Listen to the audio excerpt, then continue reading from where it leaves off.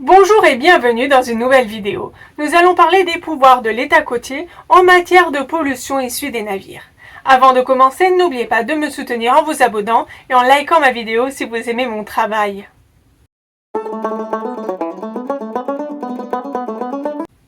La Convention des Nations Unies sur le droit de la mer garantit la liberté de navigation, notamment via les droits de passage inoffensifs et droits de passage en transit, et limitant le contrôle de l'État côtier.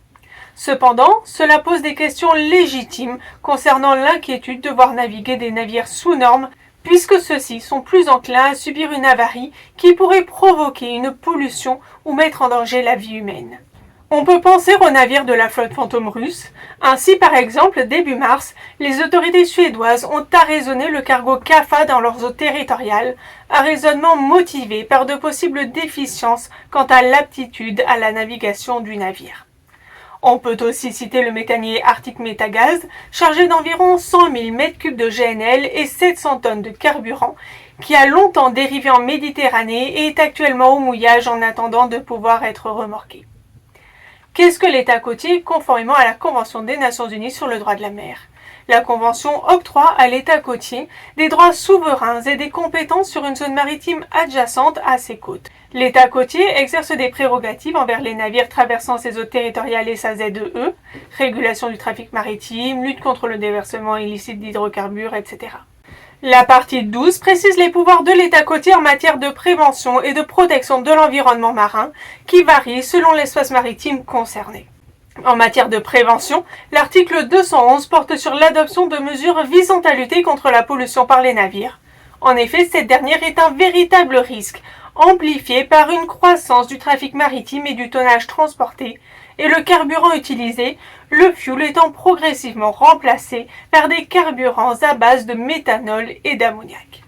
Son paragraphe 4 prévoit que dans l'exercice de leur souveraineté sur leur mer territoriale, ils peuvent adopter des lois et règlements pour prévenir, réduire et maîtriser la pollution du milieu marin par les navires étrangers, y compris les navires exerçant le droit de passage inoffensif dans le respect de ce dernier.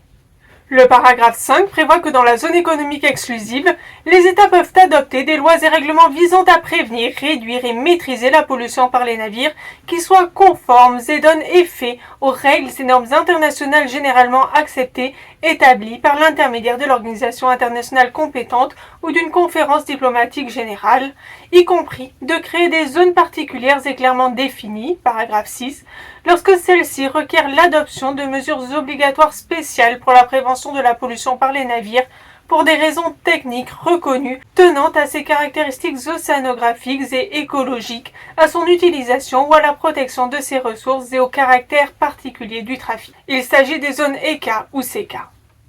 En ce qui concerne les mesures que peut prendre l'État côtier a posteriori, l'article 220 liste l'ensemble des pouvoirs de l'État côtier en matière d'inspection, de demande de renseignement du fait d'une suspicion d'infraction ou encore d'immobilisation lorsqu'une preuve manifeste qu'un navire naviguant dans la ZEE ou dans la mer territoriale a commis une infraction dans la ZEE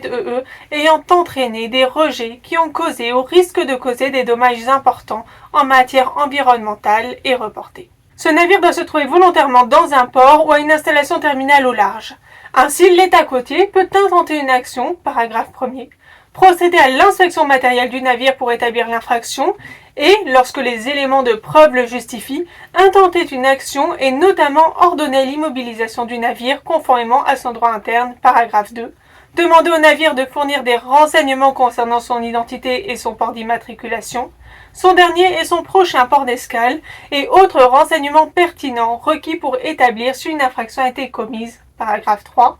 procéder à l'inspection matérielle du navire pour déterminer s'il y a eu infraction, si le navire a refusé de donner des renseignements ou si les renseignements fournis sont en contradiction flagrante avec les faits, et si les circonstances de l'affaire justifient cette inspection, paragraphe 5, et enfin, si des éléments de preuve le justifient, intenter une action, notamment ordonner l'immobilisation du navire conformément à son droit interne, paragraphe 6.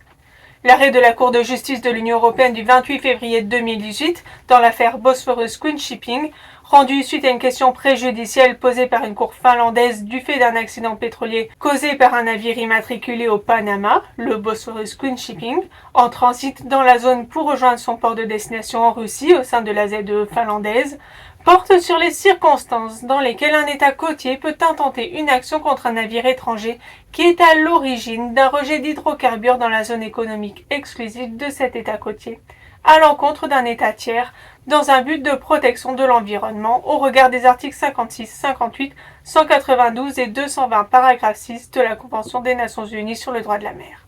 Par ailleurs, elle interprète les expressions présentes au paragraphe 6 de littoral et intérêts connexes et toute ressource de sa mer territoriale et de sa ZEE comme les intérêts liés à l'exploitation de la mer et à un environnement sain au regard de la Convention de 1969 sur l'intervention en haute mer, article 2, paragraphe 4, et couvrant toutes les ressources, biologiques ou non, et précise les circonstances de l'application par l'État côtier du droit d'intenter une action, s'il dispose de la preuve manifeste qu'un navire étranger est à l'origine de la pollution et viole les règles relatives au rejet illicite, et si le rejet risque de causer des dommages importants au milieu marin.